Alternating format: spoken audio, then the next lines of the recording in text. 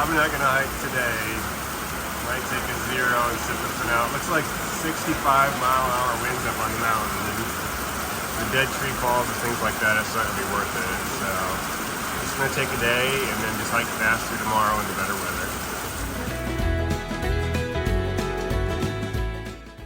Ken and Stitch were able to get a ride to the market and were able to put together a lunch for us. It's very generous and gracious of them to do that.